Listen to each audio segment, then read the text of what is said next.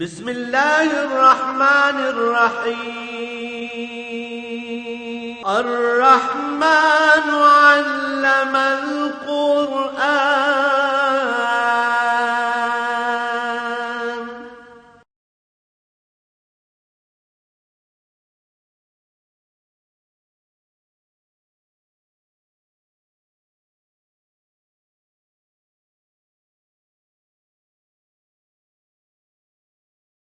الحمد لله رب العالمين والصلاة والسلام على حبيبه محمد وآله وصحبه أجمعين.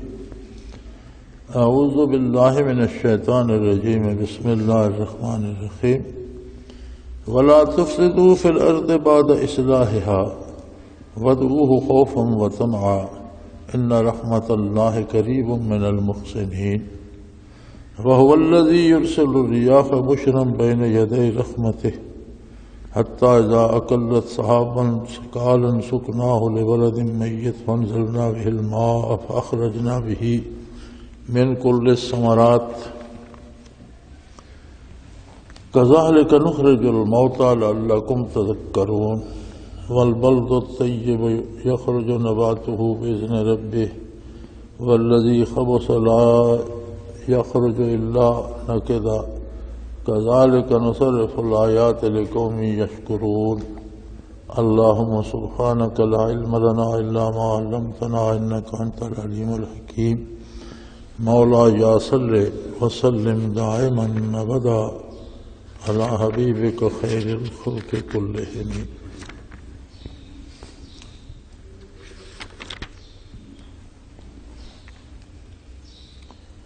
ولا تفسدوا في الأرض بعد إصلاحها وادعوه خوفا وطمعا إن رحمة الله قريب من المحسنين.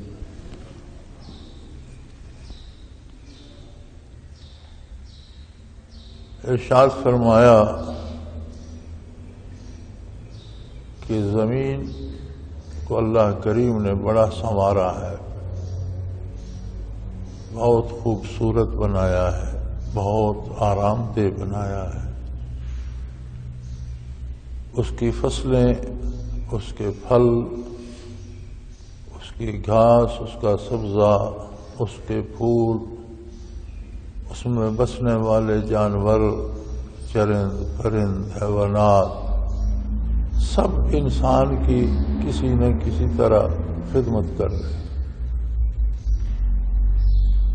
اور کوئی چیز ایسی نہیں ہے جو اس کے سنوارنے میں مصروف نہ ہو.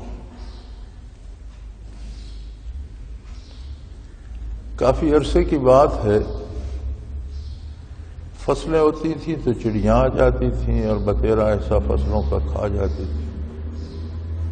تو چین میں ایک تجربہ کیا گیا کہ چڑیاں ختم کر دی جائیں، مار دی جائیں، دوائی چھڑکی جائے، جال لگائے جائیں، کوئی چڑیا نہیں ہونی چاہیے.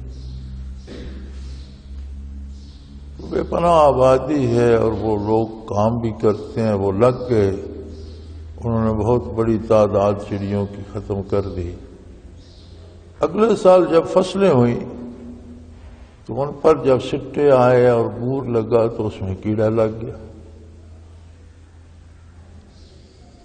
اور فصل کئی گنا زیادہ، چڑیوں کی نسبت کئی گنا زیادہ ضائع ہو گئی. تب انہیں سمجھ آئی کہ وہ چڑیاں تو یہ جب کیڑے بنتے تھے تو یہ کھا جاتی تھی، وہ تو ان کا شکار کرتی تھی، فصل کو بچاتی تھی.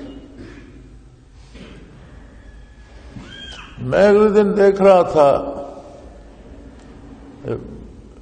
مغربی بنگال جو ہندوستان کا ہے، اس کی وہ جنگلی حیات والے فلم دکھا رہے تھے. تو اس میں چاول بیچتے ہیں وہ لوگ اور ان میں کوبرا سانپ بے شمار ہے. تو کہنے لگے کہ یہ سانپ ان کی ضرورت ہے، اگر یہ سانپ نہ ہو تو چوہے کھیتوں میں سوراخ کر دیتے ہیں، پانی بہہ جاتا ہے اور فصل خراب ہو جاتی ہے. تو یہ سانپ چوہوں کا شکار کرتے رہتے ہیں، یا لہذا یہ لوگ ان سانپوں کو نہیں چھیڑتے، یہ فصلوں میں پھرتے ہوتے ہیں اور چوہے نہیں ہوتے. یعنی کوئی چیز بھی جو اللہ نے بنائی ہے وہ دنیا کو سنوارنے اور انسان کی خدمت کرنے کے لیے. میں نے تو فرمایا تم اس میں فساد نہ کرو. ہم کیسے فساد کرتے ہیں ذرا اس پہ غور فرمائیے کہ بندہ جب اللہ کی نافرمانی کرتا ہے تو سب سے پہلا فساد اس کے اپنے اندر پیدا ہوتا ہے. اس کے دل میں سیاہی پیدا ہوتی ہے، اس کی روح پر بوجھ آتا ہے، اس کا اپنا دل میلا ہوتا ہے. جب دل میلا ہوتا ہے تو سوچیں میلا ہونی شروع ہو جاتی ہیں، نگاہیں میلا ہونی شروع ہو جاتی ہیں، زبان سے جو کلمات نکلتے ہیں ان میں خرابی آ جاتی ہے. یہ تو اپنے آپ پہ اثر ہوتا ہے. جب اللہ کی نافرمانی کرتا ہے تو اس کا ایک اثر معاملات پہ اور لوگوں کے ساتھ پڑتا ہے کہ جب وہ والدین سے معاملہ کرتا ہے تو گستاخی کا کرتا ہے، اولاد سے کرتا ہے تو اس میں شفقت نہیں ہوتی، بہن بھائیوں سے لڑائیاں شروع ہو جاتی ہیں، برادری میں فساد شروع ہو جاتا ہے. ایک یہ دوسرا اثر ہے. تیسرا اثر، یہ دوسرا اثر جو ہے یہ پھر گھر سے بڑھتا بڑھتا قومی سطح تک پھیل جاتا ہے. آدمی ہوس کا شکار ہو جاتا ہے، لوٹتا ہے، رشوتیں کھاتا ہے. آج ہمارا ملک کہتے ہیں جی خزانہ خالی ہے، ہمارے پاس تنخواہیں دینے کے لیے بھی پیسے نہیں ہیں. لیکن رات بتا رہے تھے کہ صرف کراچی میں جو ولیتی شراب بلیک میں اور سمگل ہو کر آتی ہے، ایک مہینے میں 2 کروڑ کی شراب کراچی میں پی جاتی ہے.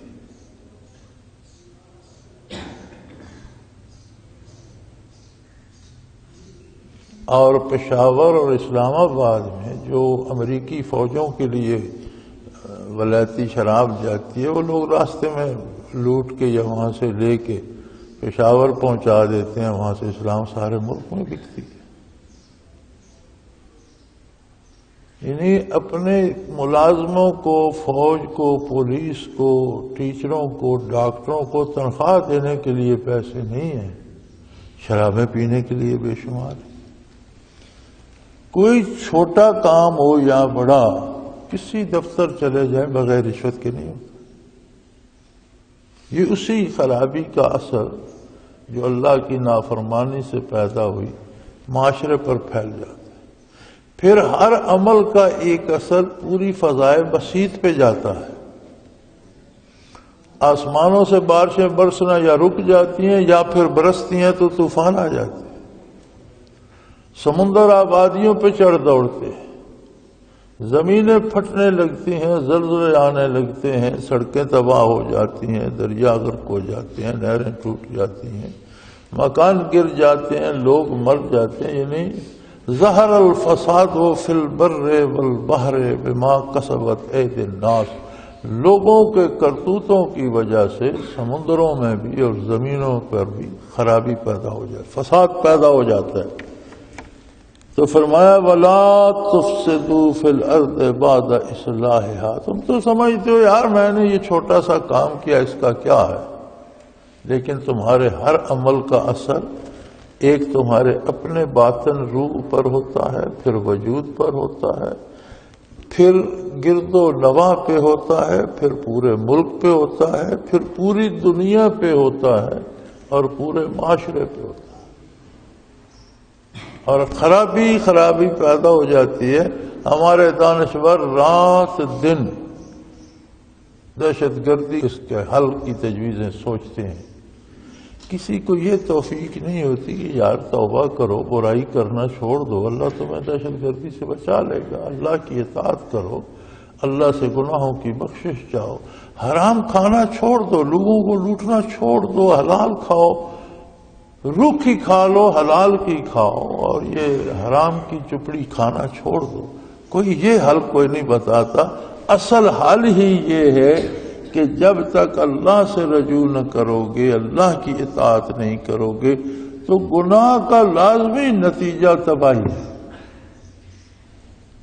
برائی کا پھل ہے۔ چلو ایک درخت آپ لگاتے ہیں، اس پر 2 سال بعد 4 سال بعد پھل آتا ہے، کئی ایسے بھی ہیں جن پر 10 سال بعد آتا ہے، 6 مہینے بعد آتا ہے، لیکن جب پھل لگنا شروع ہو جاتا ہے تو آپ کہتے ہیں اس پر یہ پھل نہیں آنا چاہیے، وہ درخت ہی اسی پھل کا ہے، اس پر پھل کیسے نہیں آئے گا؟ اس درخت کو جڑ سے نکال دو۔ یہ دہشت گردی، یہ تباہی، یہ قتل و غارت، یہ چور بازاری، یہ سارے اللہ کی نافرمانی پر لگے ہوئے پھل ہیں۔ اگر آپ وہ درخت نہیں کاٹیں گے،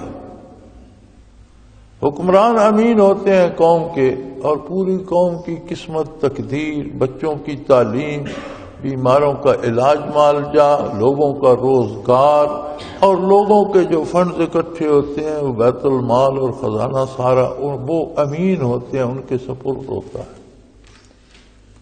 اور اگر ملک اور قوم کے حکمران ہی ملک کو لوٹنا شروع کر دیں تو برائی کی انتہا ہے نا۔ اور یہ کیوں ہے؟ اس کی بنیاد یہ ہے کہ ہم اللہ کی نافرمانی کر رہے ہیں۔ اس نے بڑے پیار سے سمجھایا، لا تفسدوا فی الارض، زمین پر فساد پیدا نہ کرو، بعد اصلاحھا، اس کے بعد کی وہ بڑی خوبصورت اس کی اصلاح کر دی گئی ہے، بڑی خوبصورت بنا دی گئی۔ آپ سوئی سے کھودنا چاہیں تو زمین کو کھود سکتے ہیں اور اس پر بڑا عالیشان محل بنا دیں تو اٹھا کے کھڑی۔ آپ مردہ دفن کر دیں اسے بھی سنبھال لیتی ہے، آپ کھیتی کرتے ہیں آپ کو لوٹا دیتی ہے۔ کوئی خدمت جو آپ کی ہے وہ کر رہی ہے۔ آپ کھودتے ہیں، تیل کے خزانے نکلتے ہیں، کوئلے کے خزانے نکلتے ہیں، سونا چاندی ہیرے جواہرات نکلتے ہیں، تو اسے تباہ نہ کرو۔ بھی اگر غلطی ہو چکی ہے، ہم بہت دور جا چکے ہیں، تو اللہ اب کیا کریں؟ یا تو گناہ کرتے ہی نہیں، یہ پودا لگتے ہی نہیں، اس پر یہ پھل ہی نہ لگتا تو کوئی بات تھی، اب تو یہ تناور درخت بن گیا، اب تو یہ پھل دے رہا ہے، کہیں بم بلاسٹ ہو رہے ہیں، کہیں گولی چل رہی ہے، قتل عام ہو رہا ہے، کوئی پوچھنے والا نہیں، ڈاکے، اغوا، چوری، کوئی پوچھتا ہی نہیں۔ فرمایا اب بھی کچھ نہیں کیا، ایک علاج کرو اس کا، وَادْعُوهُ خَوْفًا وَطَمَعًا، اللہ کو پکارو، اللہ کو یاد کرو، اس کے غضب سے ڈرتے ہوئے اور اس کی رحمت پر امید رکھتے ہوئے۔ ایمان کیا ہے؟ بیم و رجا کے درمیان ایمان ہے۔ اللہ کی بے نیازی سے ڈرتا رہے اور اس کی رحمت سے پر امید رہے، یہ ایمان ہے۔ تو فرمایا اسے یاد کرو، اسے پکارو، اس کی بارگاہ میں عرض کرو، ہمارے الہ جو کر چکے ہیں ہم توبہ کرتے، ہم باز آئے، تو ہمارے حالات بدل دے۔ تو وہ قادر ہے، وہ تو پل بھر میں بدل دے گا، جب چاہے گا جیسا چاہے گا کر دے گا، لیکن اس کے کچھ قانون ہیں۔ ارشاد ہے، ان اللہ لا یغیر ما بقوم حتی یغیروا ما بانفسہم، اللہ اس قوم کی حالت تب تک تبدیل نہیں کرتا جب تک اپنے آپ کو تبدیل نہیں کرتا۔ اب یہ تھوڑی رعایت ہے کہ جتنی برائی کر چکے ہو توبہ کرو اور اصلاح شروع کر دو اپنے اعمال کی، اور اللہ کو یاد کرو، تمہارا معاملہ درست ہو جائے گا۔ اچھا، ہم اس انتظار میں رہتے ہیں کہ ساری قوم توبہ کرے۔ یار ساری قوم کو چھوڑو، آپ تو توبہ کرو۔ میں ایک فرض توبہ کر لیتا ہوں تو جو تباہی لانے میں میرے کردار کا حصہ ہے وہ تو کم ہو جائے گا، کچھ ظلمت تو کم ہوگی، کچھ ظلم تو کم ہوگا، کچھ برائی تو گھٹے گی۔ تو اگر افراد توبہ شروع کر دیں تو قوم افراد سے ہی بنتی ہے۔ کم از کم اتنا تو ہو جائے کہ اگر 20 کروڑ لوگ ہیں تو ان میں 10 نہ صحیح، 10.5 صحیح، 11 صحیح تائب ہونے والوں کی اکثریت ہو جائے تو شاید اللہ رحم فرما دے، دوسروں کو بھی ہدایت دے دے۔ تو فرمایا وَادْعُوهُ خَوْفًا وَطَمَعًا، اسے پکارو، اسے یاد کرو، اس کی عبادت کرو، اس سے دعائیں کرو، اس کے غضب سے ڈرتے بھی رہو، اور اس کی رحمت سے کبھی نا امید نہ ہونا، امید بھی رکھو کہ وہ کریم ہے، وہ بخش دے گا۔ اور یاد رکھو ان رحمت اللہ قریب من المحسنین، یقیناً یہ اس میں کوئی شبہ نہیں، ان بے شک اللہ کی رحمت محسنین کے قریب ہے۔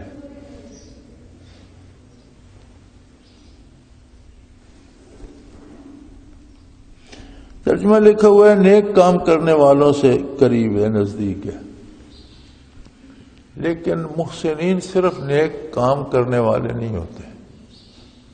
حدیث احسان میں نبی کریم صلی اللہ علیہ وسلم نے احسان کا مفہوم ارشاد فرمایا ہے، حدیث جبریل میں، کہ جبریل علیہ السلام نے سوال پیش کیا تھا خدمت عالی میں، مل احسان یا رسول اللہ صلی اللہ علیہ وسلم، احسان کیا ہے؟ ارشاد فرمایا ان تعبد اللہ کأنک تراہ، اللہ کی عبادت ایسے کر جیسے تو اسے روبرو دیکھ رہا۔ فإن لم تکن تراہ فإنہ یراک، دوسرا درجہ یہ ہے کہ اگر تجھ میں یہ ہمت نہیں ہے تو یہ یقین ہونا چاہیے کہ وہ تجھے دیکھ رہا ہے۔ اب ہم جتنی خرابیاں کرتے ہیں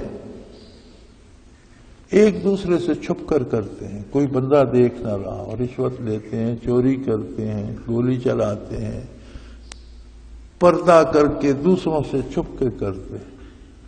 اگر یہ یقین ہو جائے کہ میرا اللہ مجھے دیکھ رہا ہے تو کتنی تبدیلی آئے انسان میں۔ پھر وہ چوری کر سکتا ہے، جھوٹ بول سکتا ہے، رشوت لے سکتا ہے، شراب پی سکتا ہے اللہ کے روبرو۔ تو محسنین وہ ہیں جو اللہ کو روبرو سمجھ کر عمل کرتے ہیں، اور اگر یہ جرت نہ ہو، اس سے کم استعداد ہو، تو کم از کم انہیں یہ یقین ہوتا ہے کہ میرا اللہ ہر حال میں مجھے دیکھ رہا ہے۔ سو فرمایا جب بندے کو حضوری حق حاصل ہو، ان رحمت اللہ قریب، اللہ کی رحمت تو انہی لوگوں کے پاس ہے، نزدیک تر ہے، ہمہ وقت پاس ہے، اس کی رحمت دور نہیں ہے، تم اپنے آپ کو دور بھگائے پھرتے ہو، تم واپس آ جاؤ۔ وہ بڑا کریم ہے، فرمایا وَهُوَ الَّذِي يُرْسِلُ الرِّيَاحَ بُشْرًا بَيْنَ يَدَيْ رَحْمَتِهِ، کہ سالیاں ہوتی ہیں، تنگ دستی آ جاتی ہے، سخت گرمی پڑ رہی ہوتی ہے، گرد اڑ رہی ہوتی ہے جنگلوں میں بھی صحراؤں کی طرح، وہ خوبصورت ہوائیں بھیج دیتا ہے جو بارشوں کی خوشخبریاں دیتی ہے۔ ایسی ٹھنڈی ہوا، ایسی خوبصورت ہوا چلا، پتہ چلتا ہے بھئی آج تو ہوا ایسی ہے، کہیں بادل ہوگا، کہیں لگتا ہے کہیں بارش ہوئی ہے، آج بڑی مزے کی ہوا آ رہی۔ وہ ایسا کریم ہے، والذی یرسل الریاح بشرا بین یدی رحمتہ، اپنی رحمت کی بارش کرنے سے پہلے خوشخبری دینے والی ہوا بھیج دیتا، بندہ اس طرف متوجہ ہو جاتا ہے۔ جب وہ جھونکے آتے ہیں تو کیوں نہ اللہ کا شکر کرو، کیوں نہ اللہ کا ذکر کرو، کیوں نہ اللہ کی اطاعت کرو۔ حتی اذا اقلت سحابا ثقالا، پھر اس کی قدرت کاملہ نہیں دیکھتے کہ ٹنوں پانی ہوا پر لاد دیتا ہے،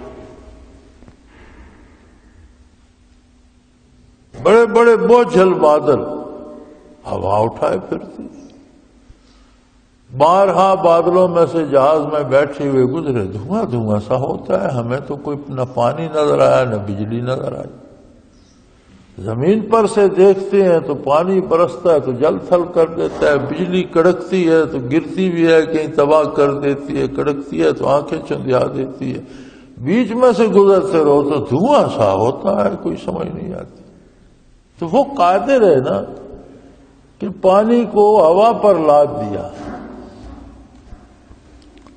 حتیٰ اذا اقلت صحابا ثقالا، بڑے بڑے بوجھل بادل لے کے آ جاتی ہے ہوا لبلد میت، مردہ زمین پر، خشک ہو چکی ہوتی ہے، ہر فصل تباہ ہو چکی ہوتی ہے، سبزہ جل چکا ہوتا ہے، زندگی کے آثار ختم ہو چکے ہیں، تو بادلیں ٹنوں پانی اٹھا کر بوجھل بڑے بڑے بادل ہوائیں لے آتی ہیں، فَأَنزَلْنَا بِهِ الْمَاءَ فَأَخْرَجْنَا بِهِ مِنْ كُلِّ الثَّمَرَاتِ، ہم پھر اس بادل کو برساتے ہیں، زمین کو حیات نو مل جاتی اور طرح طرح کے میوہ جات پیدا ہونے لگ جاتے۔ اب ایک درخت تھا، ٹھنڈ منڈ ہو گیا، سارے پتے اس کے گر گئے، خاک میں مل گئے، گل کر خاک ہو گئے۔ جب بارش آتی ہے تو چندے بعد دیکھو تو پھر اتنا گھنا سایہ اور اربوں پتے اس پر ہیں، کہاں سے آ گئے یار، یہ تو جل کر خاک ہو گئے تھے، یہ تو مٹی میں مل گئے تھے، سوکھ گئے تھے، تباہ ہو گئے تھے۔ فرمایا ایک بارش رحمت کی بھیجتا ہوں، سبزہ ہی سبزہ۔ بارہا دیکھا ہے یہاں کہ شام کو بارش ہو گئی، دن کو بارش ہو گئی، رات گزری، دوسرے دن صبح دیکھو تو کھڑے ہو کر دیکھو تو ساری زمین پہ سبزہ چھایا ہوا، کوئی دیر ہی نہیں لگی۔ جہاں ایک تنکا سبزے کا نہیں ملتا تھا وہاں پہاڑ اور وادیاں بھر جاتی، اور طرح طرح کے پھل، میوے، فصلیں، اناج، ہر چیز اگنا شروع ہو جاتی ہے۔ فرمایا یہ یاد رکھو، جس طرح یہ روز تمہارے سامنے ہر موسم میں تماشا ہوتا ہے، کذالک نخرج الموتیٰ، اسی طرح میں مردوں کو بھی زمین سے نکال کھڑا کر، جس طرح سوکھے درختوں کے پتے زمین سے آ کے پھر درختوں پہ سج جاتے ہیں، مردہ زمین سے نکل آتے ہیں، جس طرح مردہ زمین سے بیلیں اگتی ہیں، پھل لے آتی ہیں، مردہ زمین سے فصلیں اگتی ہیں، درخت اگتے ہیں، میوہ جات نکل آتے ہیں ایک بارش سے۔ کذالک نخرج الموتیٰ، اسی طرح مرنے کے بعد بے شک تم مٹی ہو جاؤ، میدان حشر میں روز قیامت میں تمہیں اسی طرح زمین سے نکال کر کھڑا کر دوں۔ یہ تو تمہارے سامنے ہے، روز چیزیں خاک میں مل کر پھر سبز ہو کر زمین سے نکل آتی ہیں، تو کیا مشکل ہے اس قادر مطلق کے لیے۔ لعلکم تذکرون، فرمایا یہ مثال اس لیے دی ہے کہ نصیحت حاصل کرو، یہی دنیا کی زندگی نہیں ہے، اسی لوٹ مار میں نہ لگے رہو، دنیا کی زندگی آخرت کو بنانے کے لیے، تو وہ کام کرو جس سے دنیا میں بھی راحت ہو اور آخرت کی زندگی بھی بنے، اسے ضائع نہ کرو۔ تم جو آخرت کو چھوڑ کر دنیا میں لگ گئے تو تمہارا خیال ہے مر گئے تو قصہ ختم ہو جائے گا، ختم نہیں ہوگا، کہانی ختم نہیں ہوگی، کہانی چھڑے گی، قصہ ختم نہیں ہوگا، ایک قصے کی ابتدا ہوگی۔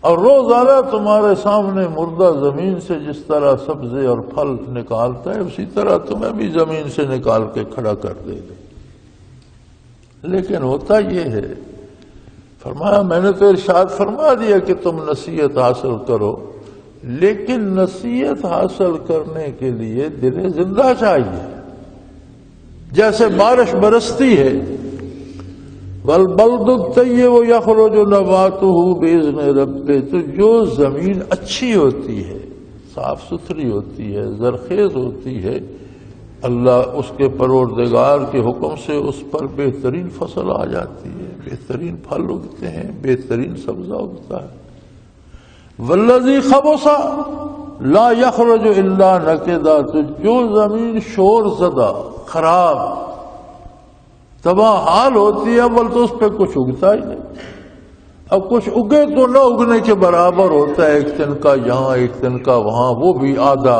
پچادا، کوئی نہ اس پہ پھل آتا ہے نہ اس پہ کوئی درخت لگتا ہے، شور زدہ زمین پہ۔ بارش تو ایک ہی ہوئی، جو صاف زمین تھی سرسبز ہو گئی، کھیتیاں اگائیں، پھل اگائے، درخت اگائے، اور جو شور زدہ تھی، کلر چھوڑ گئی تھی، خراب ہو گئی تھی، اس میں سے کچھ نہیں نکلا۔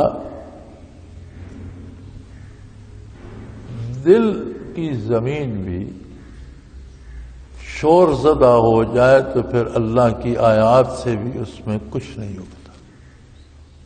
فرمایا میں تو مثالیں بیان ارشاد فرما رہا ہوں کہ تمہاری اصلاح ہو، لیکن اصلاح کے لیے پہلے اپنے دل کی اصلاح کرو،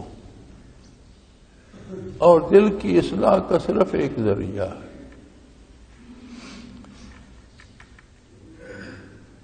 انبیاء علیہ الصلوۃ والسلام مبعوث ہوئے تو مخلوق کے قلوب کی اصلاح.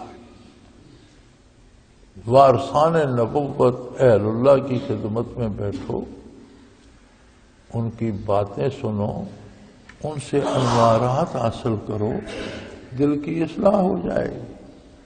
جب دل کی اصلاح ہوگی تو اس میں پھول کھلیں گے، پھل آئیں گے. گناہ کرو گے کلا بل رانا علی قلوبہم بما کانوا یکسبون. فرمایا ان کی برائیوں کی وجہ سے ان کے دلوں کو زنگ لگ گیا. اللہ کی نافرمانی کرو گے دلوں کو زنگ لگ جائے گا، پھر اس پر قرآن بھی پڑھتے رہو، اسے سمجھاتے رہو، اس کے پلے کچھ نہیں پڑے گا. سمجھے بارش برستی رہے، زمین شور زد آیا، اس میں فصل کہاں سے آئے؟ بیج ڈالو گے تو اسے بھی کلر کھا جائے گا، اگے گا نہیں. کذالک نصرف الآیات لقوم یشکرون. فرمایا ہم تو اس طرح دلائل کو بیان کرتے ہیں، لیکن پلے ان کے پڑتے ہیں جو لوگ اللہ کا شکر ادا کرنے والے. اطاعت الہی شکر ادا، اللہ کا شکر ادا کرنا کیا ہے؟ اللہ کریم کی اطاعت کی جائے. اور جو اطاعت نہیں کرتا وہ ناشکری کرتا. فرمایا وَاذْكُرُونِي أَذْكُرْكُمْ.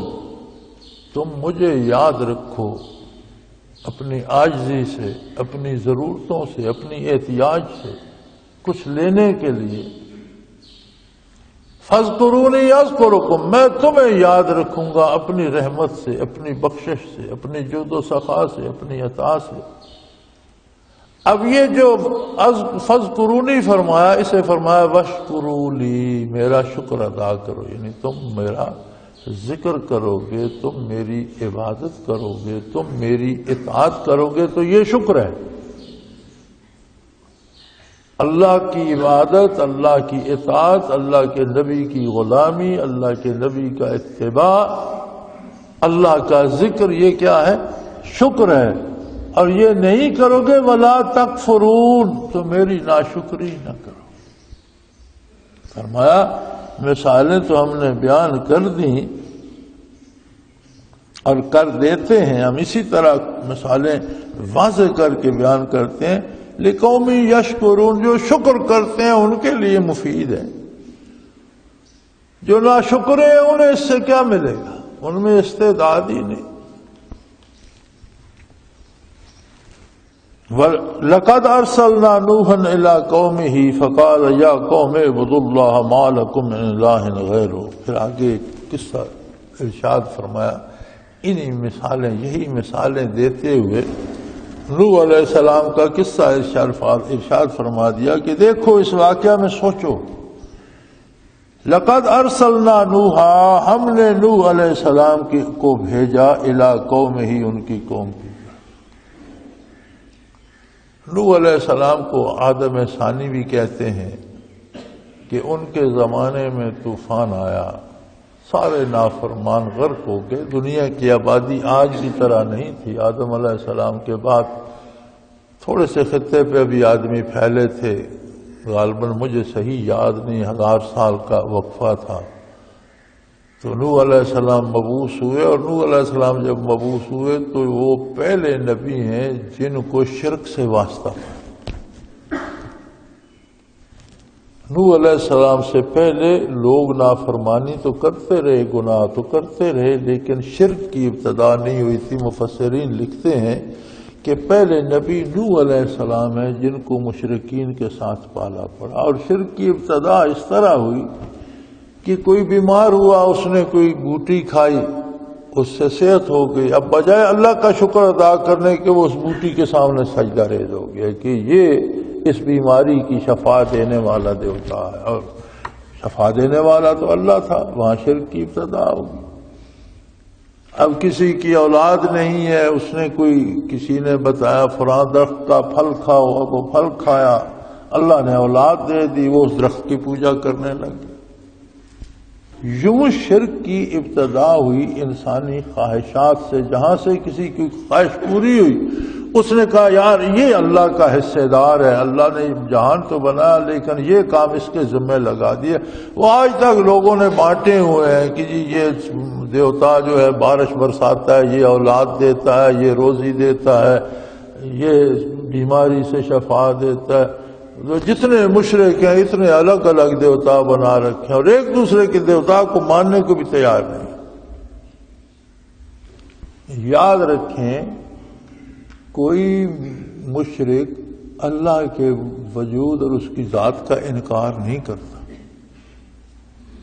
یعنی اگر اللہ کا انکار ہی کر دے تو شرک کس بات سے کرے گا، شرک کس کے ساتھ کرے گا؟ اللہ کو سب مانتے ہیں لیکن مانتے اپنی مرضی سے ہیں کہ اللہ تو ہے لیکن یہ کام اللہ سے فلاں بزرگ کروا سکتا ہے، فلاں دیوی کروا سکتی ہے، فلاں دیوتا کرا سکتا ہے، ہمارا براہ راست اللہ سے یہ ممکن نہیں، ہم کیسے کر سکتے؟ حالانکہ وہ ہر بندے کا پروردگار ہے، ہر بندے کا رب ہے، ہر بندے کا معبود ہے، ہر بندے کو براہ راست دعوت دیتا ہے۔ کسی کی نماز کوئی بزرگ پڑھتا ہے کہ جی میری نماز تو فلاں بزرگ پڑھے گا، نہیں۔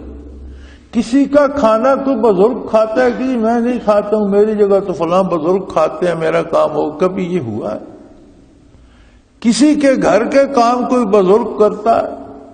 یہ سارے خود کرتے ہو تو جو اللہ کا کام ہے اللہ، تم اپنے کام خود کرو تو اللہ کے کام بزرگ کرتے ہیں، وہ اتنا محتاج ہے، دیوی دیوتا کرتے ہیں۔ یہاں سے شرک شروع ہوا اور نوح علیہ السلام پہلے نبی ہیں، پہلے رسول ہیں جن کو شرک سے واسطہ پڑا۔ فرمایا ہم نے قوم کی طرف نوح علیہ السلام کو بھیجا اور نوح علیہ السلام نے فرمایا فقال یا قوم اعبدوا اللہ ما لکم من الہ غیرہ، یہ تم نے جو بے شمار بت اور معبود تصور میں بنا لیے ان میں کوئی بھی اس لائق نہیں ہے کہ اس کی عبادت کی جائے، میری قوم صرف اللہ کی عبادت کرے، اعبدوا اللہ، صرف اللہ کی عبادت کرو، ما لکم من الہ غیر، اس کے سوا تمہارے لیے کوئی ایسی ہستی نہیں جو عبادت کا استحقاق رکھتی ہو، عبادت کی مستحق۔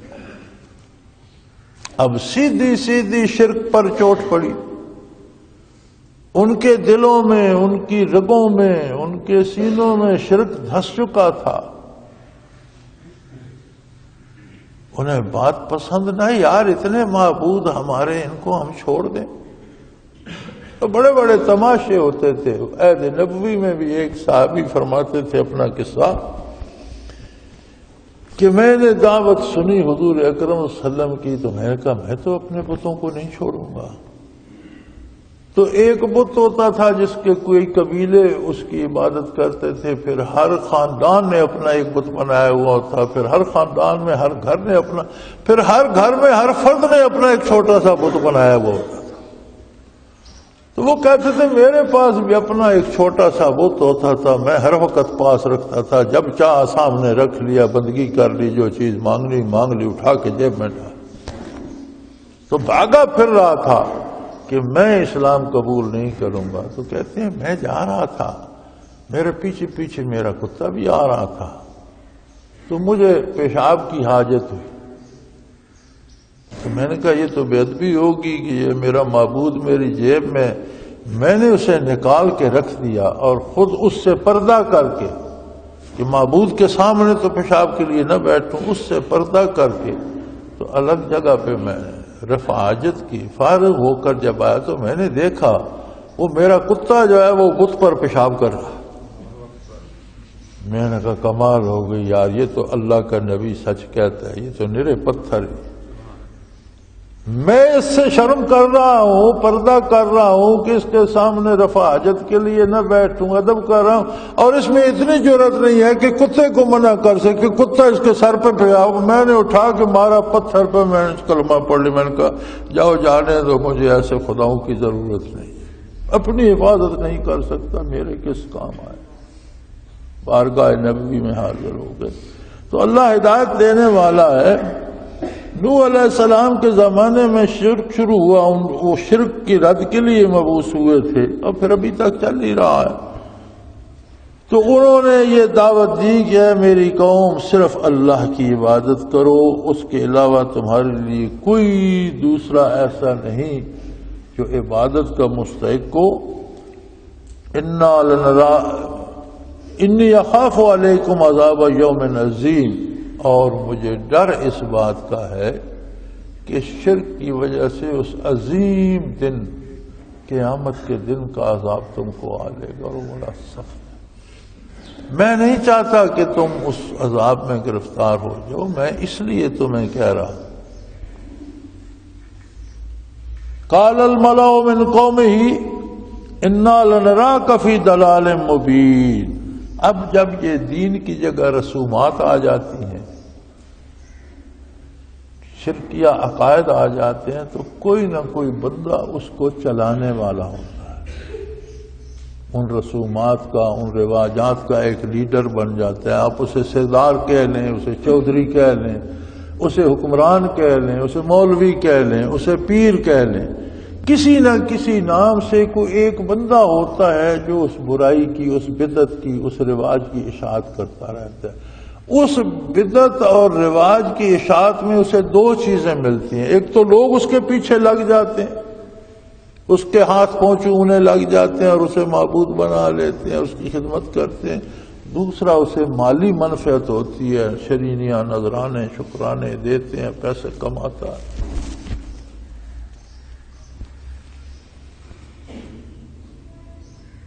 اب ظاہر ہے جب شرک کا رد آیا ان کے پیٹ پر لات لگی کہ یہ تو ہماری سرداری بھی جائے گی، ہماری وہ نمبرداری بھی جائے گی، جو ہم چودھری بنے ہوئے تھے وہ بھی جائے گی، اور پیسے آنا بھی بند ہو جائیں گے۔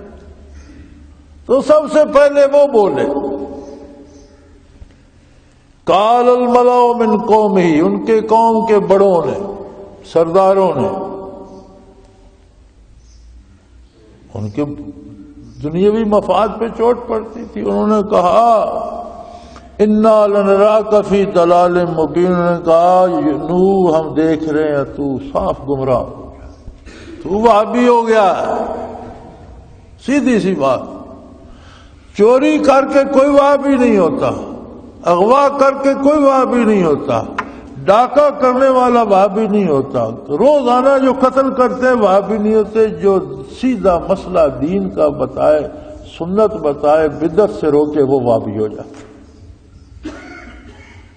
ہمارے ملک میں وہابی سے مراد گمراہ ہے، یہی انہوں نے بھی کہا کہ بھائی نو تم گمراہ ہو گئے ہو، یہ باپ دادے کا مذہب ہے، یہ ہماری سارے کاروبار یہی بت اور یہی کرتے ہیں، ہم ان کی پوجا کرتے ہیں، تم اصل بات یہ ہے کہ تم اکیلے بند، تم گمراہ ہو گئے۔ قال یا قوم لیس بی ضلالۃ ولکنی رسول من رب العالمین، انہوں نے فرمایا او بے وقوفو، اللہ کائنات کا رب ہے، پروردگار ہے۔ ربوبیت ہوتی ہے کہ ہر ایک کی ہر ضرورت ہر جگہ ہر وقت پوری کی جائے۔ جس طرح جسم کی تعمیر کے لیے اس نے سورج کو گردش پہ لگا دیا، چاند ستاروں سیاروں کو لگا دیا، ہواؤں کو بادلوں کو لگا دیا، زمین کو لگا دیا، بارشیں برستی ہیں، کھیتیاں ہوتی ہیں، دوائیں بھی بنتی ہیں، غذائیں بھی بنتی ہیں، دودھ گوشت بھی ملتا ہے، بدن کی ضروریات پوری ہوتی ہیں، اسی طرح روح کی ضروریات پوری کرنے کے لیے اس نے انبیاء اور رسول بنا دیے۔ ہم بھی روحانی آسمان کے سورج ہیں، چاند ستارے ہیں۔ تو انہوں نے فرمایا میں گمراہ نہیں ہوا، گمراہ تم ہو، غلطی تم کر رہے ہو، میں تو اللہ جو رب العالمین ہے، جس کی ربوبیت کا تقاضا ہے کہ جب لوگ بھٹکیں ان کی اصلاح کا سامان کرے، ان کی روح کی زندگی، بالیدگی، صحت کا اہتمام کرے، میں تو اس کا رسول ہوں۔ میں تو جس طرح زندگی کے لیے سورج ضروری ہے اسی طرح روح کے لیے، روحانی زندگی کے لیے نبوت ضروری ہے، میں تو اللہ کا نبی ہوں، اللہ کا رسول ہوں۔ ابلغکم رسالات ربی، اور میں تم سے کچھ نہیں چاہتا، میرا تم سے کوئی مفاد نہیں، نہ مجھے اقتدار کا شوق ہے، نہ حکمران بننے کا، نہ میں تم سے چندہ مانگ رہا ہوں، نہ مالی منفعت چاہیے، نہ تمہیں غلام بنانا چاہتا ہوں، میں تو اللہ کی بات تم تک پہنچا رہا ہوں، میں اپنی بات ہی نہیں کر رہا۔ مجھے تم گمراہ تب کہو کہ میں کوئی اپنی رائے سے بات کروں، میں تو اپنی بات ہی نہیں کر رہا۔ ابلغکم رسالات ربی، میرے پروردگار کے جو احکام آتے ہیں وہ میں تم تک پہنچا رہا ہوں۔ وانصح لکم، اور میں تمہارا تم سے زیادہ خیر خواہ۔ تمہیں خود احساس نہیں ہے کہ تم کیا کر رہے ہو، اس کا انجام کیا ہوگا، میں تو تمہارا ہی خیر خواہی کے لیے یہ مشقت برداشت کر رہا ہوں۔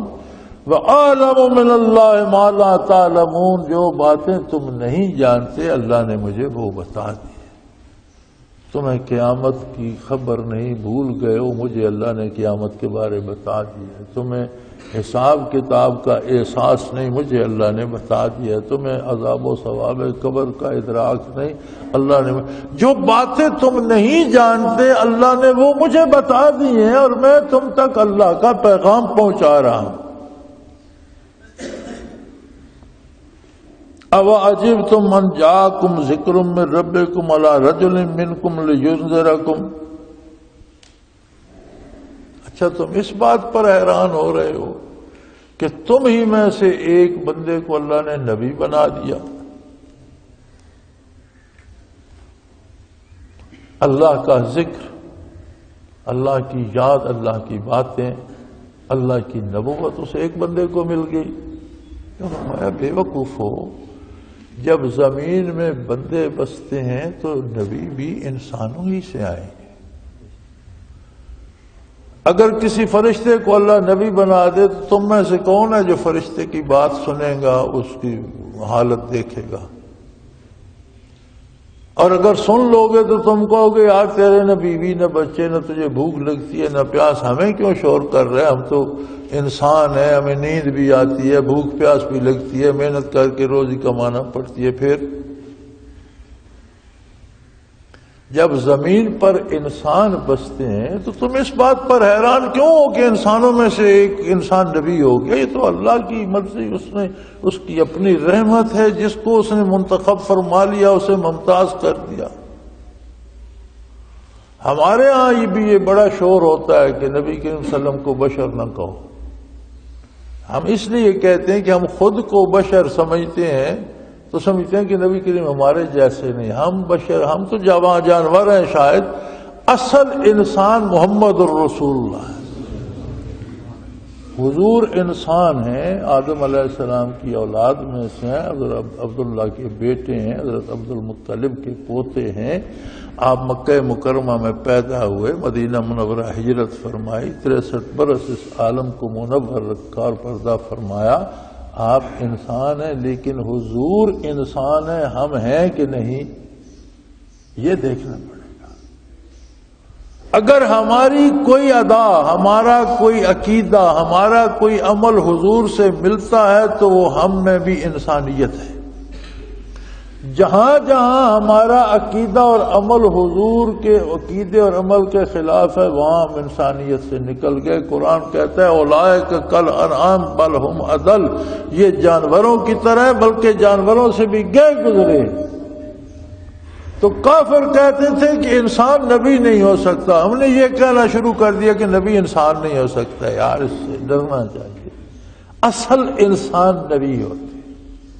آدمیت کی معراج نبوت ہے، سب سے بڑا منصب جو انسان کو عطا ہوا وہ نبوت ہے، اور یہی نبوت ہی اسے استعداد دیتی ہے معرفت الہی کی، جس نے ساری مخلوق میں انسان کو اشرف المخلوقات بنا دیا۔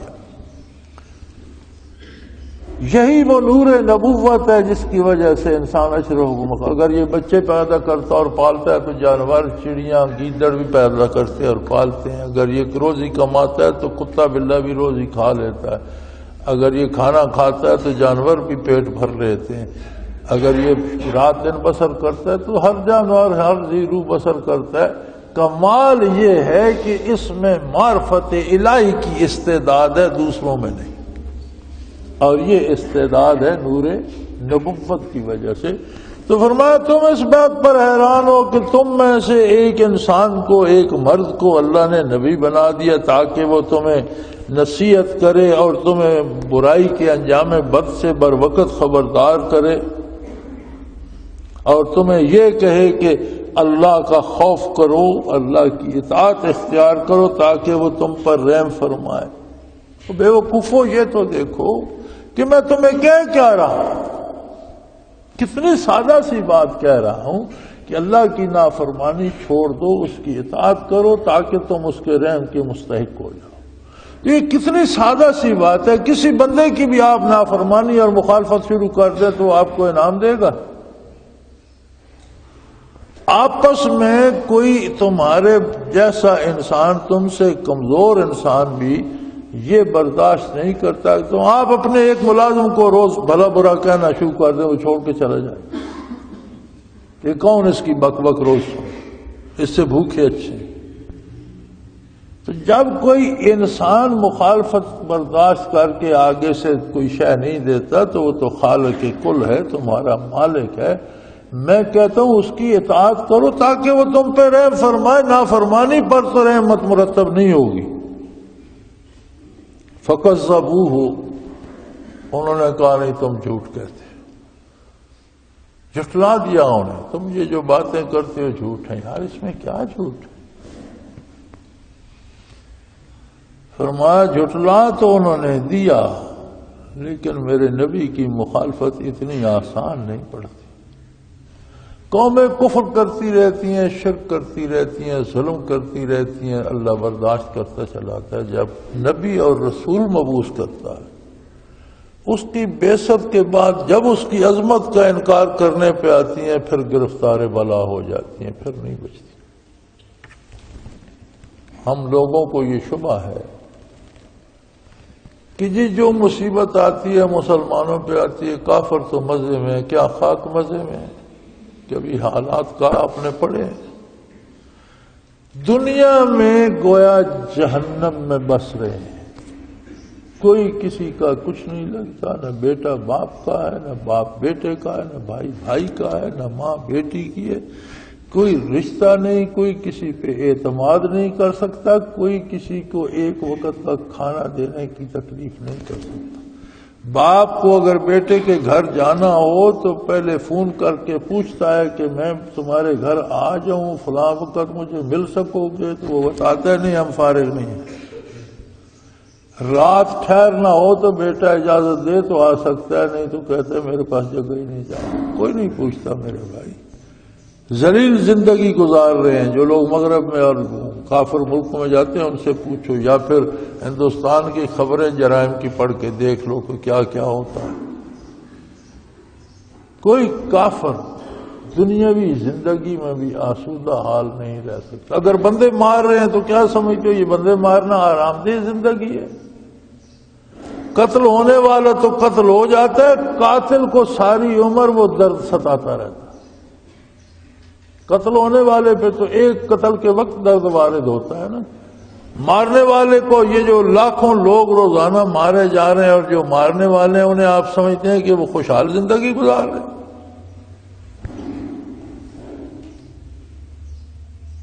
انہوں نے انکار کیا، جب انہوں نے انکار کیا اور جھٹلایا حضرت نوح علیہ السلام کو، فَأَنْجَيْنَاهُ وَالَّذِينَ مَعَهُ، ہم نے نوح علیہ السلام کو بھی بچا لیا اور جس نے ان کا دامن تھاما اسے بھی بچا لیا۔ کفر و شرک کا سیلاب ہے، چور بازاری، رشوت خوری، قتل و غارت کا سیلاب ہے، تو تھام لو دامن محمد الرسول اللہ کا، اللہ کا وعدہ ہے بچا لے گا۔ مثالیں موجود ہیں، فرمایا جس نے نوح علیہ السلام کا دامن تھاما ہم نے اسے بچا لیا۔ اب یہ حوصلہ نوح علیہ السلام کا ہے۔ قرآن کریم فرماتا ہے کہ انہوں نے 950 سال تبلیغ کی، 950 برس، اور لوگ ان کا مذاق اڑاتے رہے، ان پر تانے اور پھبتیاں کستے رہے۔ غالباً جو اندازہ مفسرین نے لکھا ہے کہ کشتی میں جو ان کے ساتھ سوار ہوئے ان میں 80 افراد تھے، مرد اور عورتیں اور بچے ملا کے۔ پھر اس کے بعد صرف نوح علیہ السلام کی نسل چلی، باقی جو کشتی میں سوار تھے کسی کی نسل نہیں چلی۔ یہ باقی ہم جتنے لوگ روئے زمین پہ آباد ہیں نوح علیہ السلام کی اولاد ہیں، اسی لیے نوح علیہ السلام کو آدم ثانی کہا جاتا ہے۔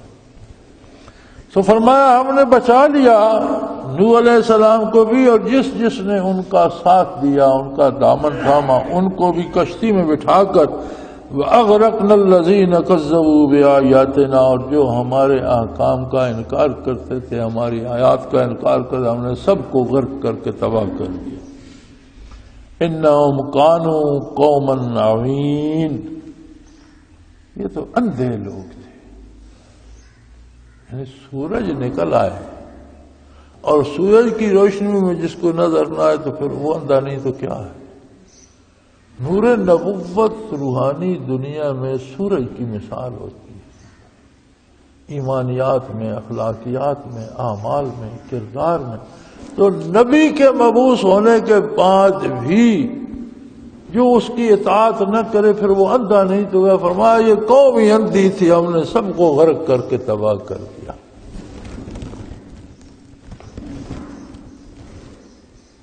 وآخر دعوانا ان الحمد للہ رب العالمین۔ اللہ اللہ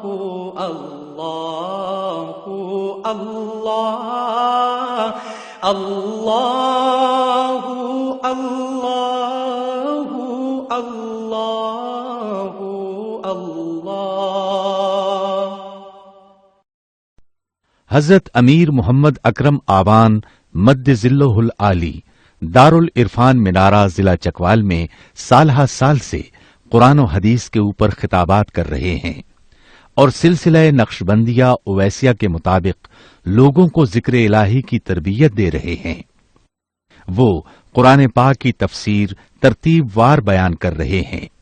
تفسیر قرآن کو وہ موجودہ ملکی اور بین الاقوامی حالات کے مطابق بیان کرتے ہیں۔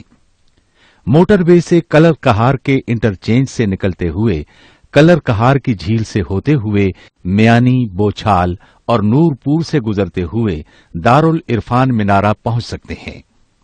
حضرت امیر محمد اکرم آبان نے بچیوں اور بچوں کی دینی اور دنیاوی تعلیم کے لیے سقارہ اکیڈمی کے نام سے ایک درسگاہ بھی قائم کی ہے، جس کا افتتاح ملک پاکستان کے صدر جنرل محمد ضیاء الحق نے اپنے دست مبارک سے کیا تھا۔ وہ تمام احباب جو اسلام کی طلب رکھتے ہیں ان سے گزارش ہے کہ دارالعرفان منارہ ضلع چکوال میں امیر محمد اکرم آبان صاحب کے خطابات سے مستفید ہوں۔ وہ ہر جمعے کو نماز سے پہلے بیان فرماتے ہیں۔ ہر ماہ کی پہلی اتوار کو ماہانہ اجتماع ہوتا ہے جس میں آپ خصوصی خطاب فرماتے ہیں اور پاکستان کے چاروں صوبوں سے احباب اس اجتماع میں شرکت کرتے ہیں۔ اس کے علاوہ یہاں سال میں 2 مرکزی اجتماعات بھی ہوتے ہیں، ایک رمضان المبارک میں اعتکاف کا اجتماع اور دوسرا جولائی اور اگست میں 40 دن کا اجتماع ہوتا ہے جس میں روحانی تربیت کی جاتی ہے۔ اپنا خون سیماب دے کر اتنا ہم کر جائیں گے، نام آقا کا چمن میں پھر رقم کر جائیں گے۔